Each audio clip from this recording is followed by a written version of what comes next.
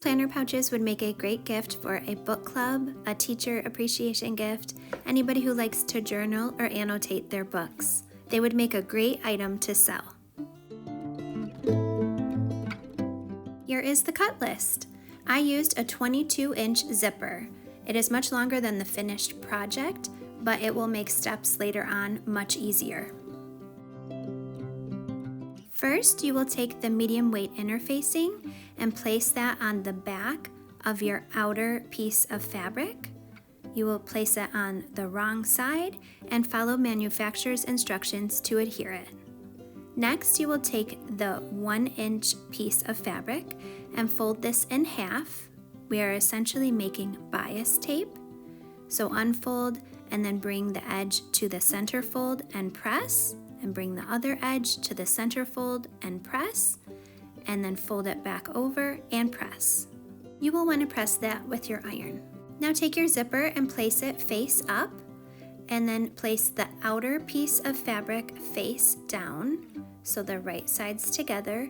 I use some clips to hold it, and now take the lining piece and place this face down, so it's right sides together, and use clips or pins to hold it in place.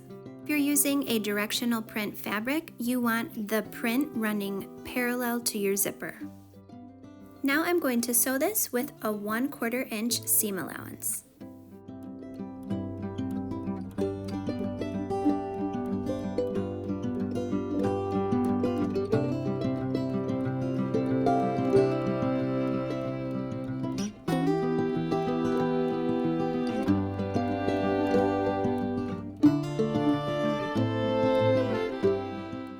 Here's what the piece should look like. Now we are going to open this up so our fabric are wrong sides together. Place the zipper up and bring the outer piece to the top edge of the zipper. Flip it over and bring the lining piece to the top edge of the zipper. Use clips or pins to hold this in place.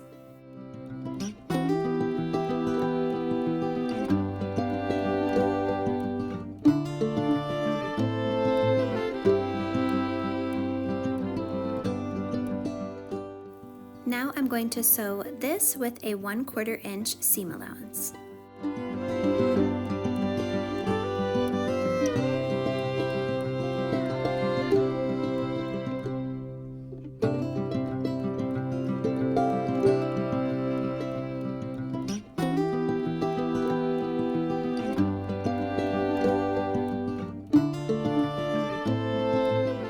Here's what the piece should look like.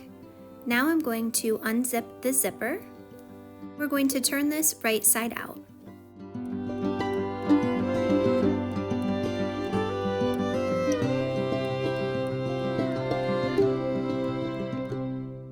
I'm going to take this to my iron and give it a press and do a top stitch on both sides. I'm going to top stitch about 1/8 of an inch on both sides. This gives it a more finished look, and it also keeps the lining fabric out of the way from getting caught in the zipper.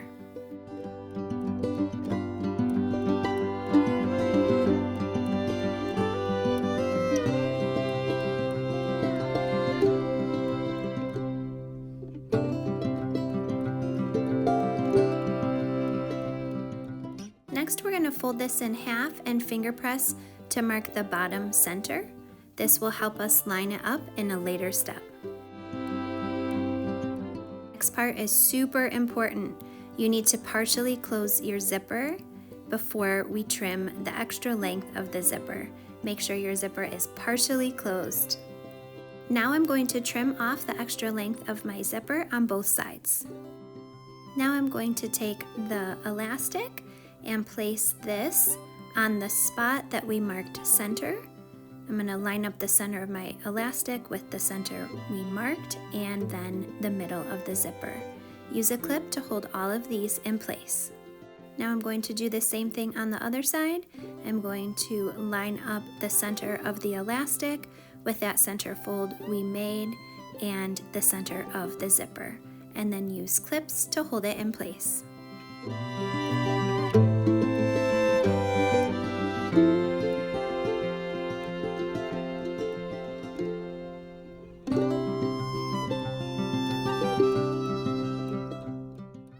going to sew this using a 1/4 inch seam allowance.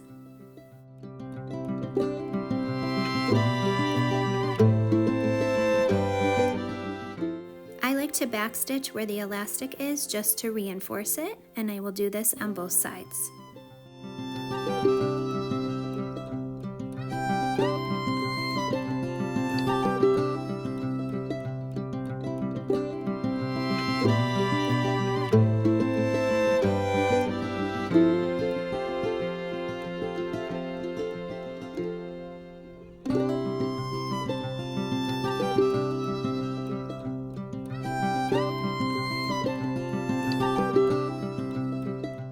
Next, I like to take scissors and clean up my ends before going on to the next step. I am going to trim both sides so they are nice and neat and there are no loose threads.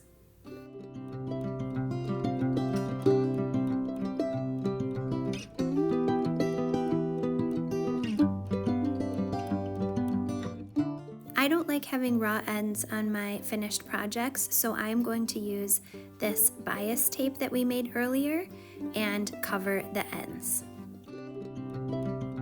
To open it up and do a 1/4 inch fold at the top so there's no raw ends on the bias tape, and then use clips to hold this in place.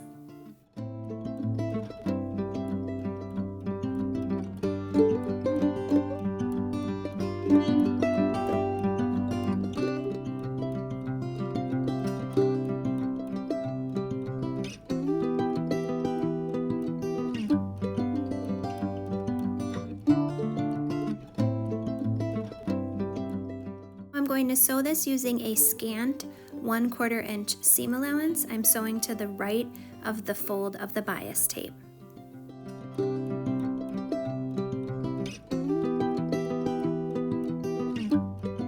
Now I'm going to trim off the extra and fold the bottom up 1/4 inch and then sew that down.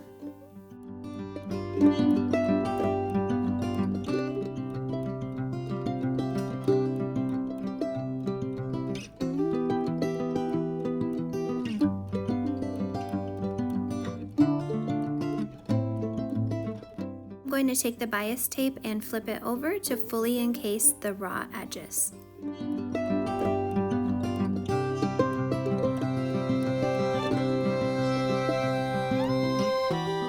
Fold it over and use clips to hold this in place, and then I will stitch this down.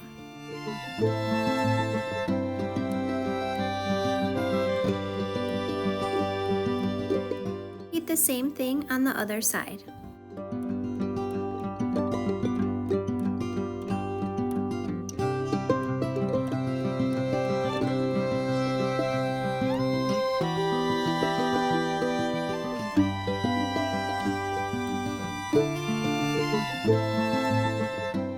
Here is what those finished seams look like with the bias tape, no raw edges. That's it. Now the next step is to turn the piece right side out and our pencil pouch is finished.